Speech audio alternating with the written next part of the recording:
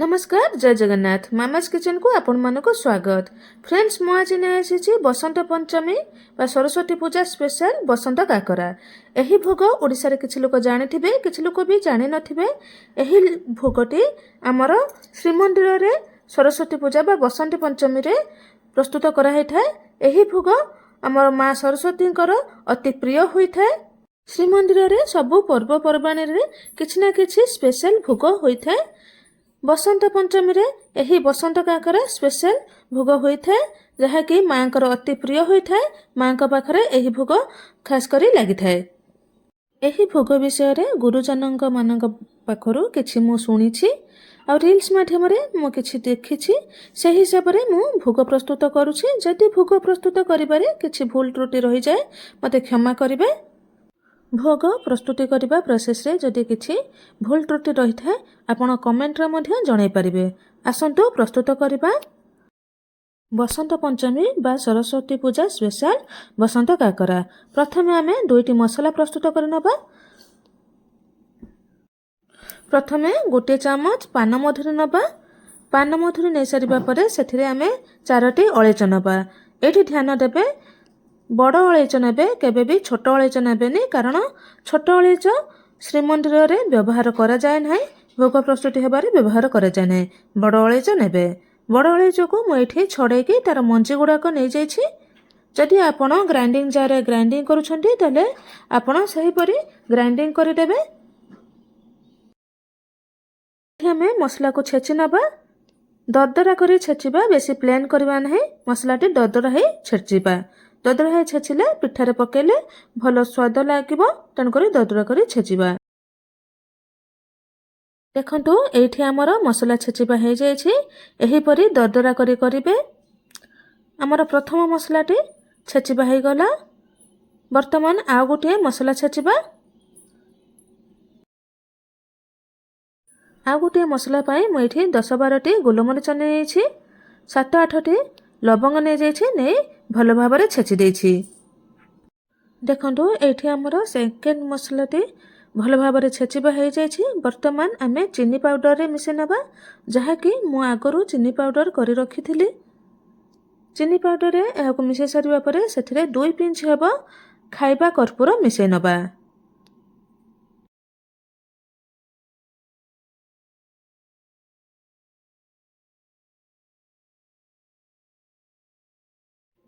एही खाइबा कर्पूर ग्रोसरी दुकान ले सहजरे मिल जाए। देखंतु एठी मु 2 पिंच खाइबा कर्पूर मिसे देछि।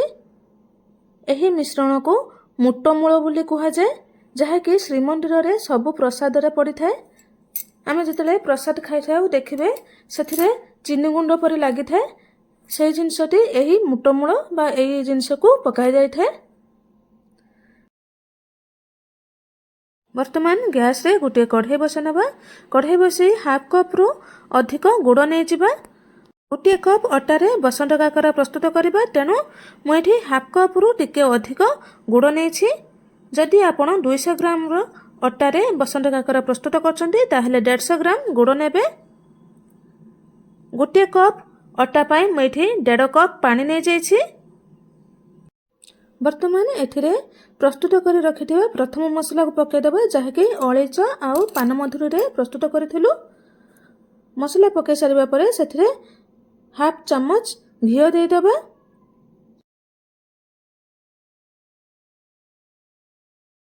वर्तमान आमे पानी को फुटिबा पय छाडी देबा। देखंतु एठी हमर पानी भलो भाबरे फुटी गलानी, बबल्स आसी गलानी। एही समय रे आमे अटा को पके नबा। अल्प अल्प करी अटा को पके पाग धरि नबा। पागटी भलो भाबरे धरिबे। पाग भलो न हेले पिठा सॉफ्ट हबो नाही, तन करी पाग धरिबा बेले ध्यान देबे। पानी गुड़र माप ठीक रखिबे। देखंतु एठी हमर पागटी भलो भाबरे हे गलानी, कढ़ारु छाडी आसिलानी। वर्तमान आमे एही पाग को गोटे प्लेट बा थाली को बाहर कर नबा। बाहर करी सेथरे किछि घियो लगे नबा। गरम थिबा अवस्था रे घियो लगे नबा। देखंतु एठी हाफ चम्मच हेबो मु घियो लगे नेछि। देखंतु एठी हमर जंतणीटी पूरा गरम रहिछि। गरम थिबा अवस्था रे मु घियो लगे नेछि। दुई साइड करी घियो लगे नेछि। घियो लगे सारिबा परे आमे गोटे 2 मिनिट छाड़ीदेवा कारण बहुत गरम रही दली पारिबा नहीं। गोटे 2 मिनिट पर जंतणी को भल भाव दली नवा।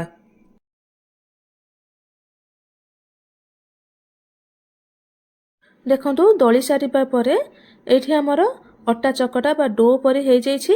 हे सारिबा परे मु एठी लंबा करी बळी नेछि।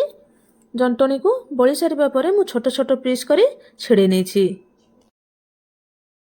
समस्ते यह भावुवे अट्टा काकरा बोली, किंतु अट्टा काकरा नुहे। विश्वास करंतु एटा अट्टा काकरा परी जमा भी लागबनी। थरे एही प्रोसेस रे आपण प्रस्तुत करी देखंतु, जमा भी अट्टा काकरा परी लागबनी। श्रीमंदिर रे आमे खाउथिबा बसंत काकरा परी ही टेस्ट आसीबो। देखंतु मु जेउ परी बळुछि सेही परी बळे नेबे। काकरा जेउ परी बळा जाय आपण सेही परी बळी नेबे।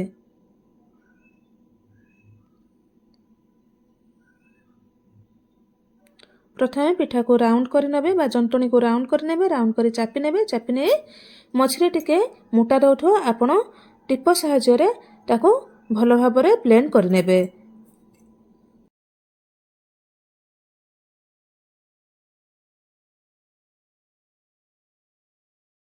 एही पिठा बळिबा बेले ध्यान देबे। पिठा बेसी मोटा करिबेनी कि बेसी पतला करिबेनी, मीडियम रे रखिबे। देखंतु एठी हमर सबो पिठा बळिबा हे जाइछि। वर्तमान आमे पिठा को छाणी नबा। वर्तमान गैस रे गुटे कढ़ाई बसा नबा। कढ़ाई बसे सेथिरे घियो दे देबा। एही प्रसाद प्रस्तुत करिबा बेले श्रीमंदिर रे घियो रे छणा जाय थाए। आपन को जदि घियो पसंद हुए आपण रिफाइन तेल रे मध्य छाणी आपण प्रस्तुत करि परिबे।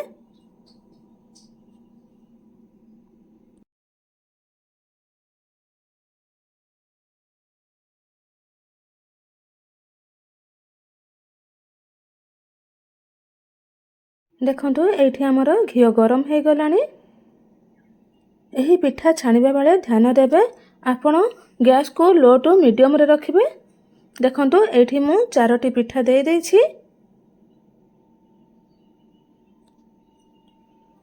4टी पिठा दे सारिबा परे आपण गुटे साइड हबा पई छाडी देबे। गुटे साइड हे सारिबा परे आर पट साइड आपण नोटेबे। गैस को सही परी लो टू मीडियम रे रखिबे। जम्मा भी गैस को बढ़ेबे नहीं। गैस बढ़ेले आपणकर पिठा ऊपर पुड़ी जीवो किंतु भितरे कंचा रही जीवो। लो टू मीडियम रे आपण सब पिठा को एही परी छाणी नेबे। देखंतु एठी मु सबु पिठा को 3 थर रे छाणी नेछि। देखंतु केते बढ़िया भाबरे कलर आसीछि। बढ़िया सॉफ्ट मध्य होइछि। एही प्रसाद प्रस्तुत करिबा प्रोसेस रे जदि किछि भूल त्रुटि रही थाए आपण कमेंट रे जणेबे आउ मध्य मते क्षमा करि देबे। देखंतु एठी हमर सबु जाक पिठा प्रस्तुत हो जाइछि। देखंतु केते बढ़िया भाबरे कलर आसीछि।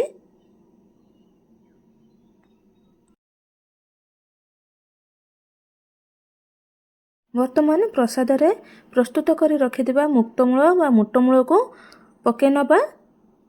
एही मुक्तमूल बा मुटमूल प्रस्तुत करिबा प्रणाली रे जदि किछि भूल त्रुटि थाए आपण कमेंट रे जणाई पारिबे किंबा किछि सामग्री आउ जदि मिसी थाए आपण कमेंट रे जणाई पारिबे।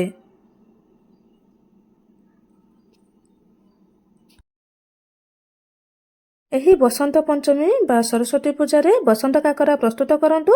मां को पाखरे भोग लगांतु। एही प्रसाद को निजे खांतु, समस्त को बांटंतु। किपरि लागिला कमेंट रे जणांतु। भलो लागिथिले लाइक, शेयर एंड सब्सक्राइब करंतु। रहुछि धन्यवाद। जय जगन्नाथ। पुणी थरे देखाबो आउ एक नवा रेसिपी रे।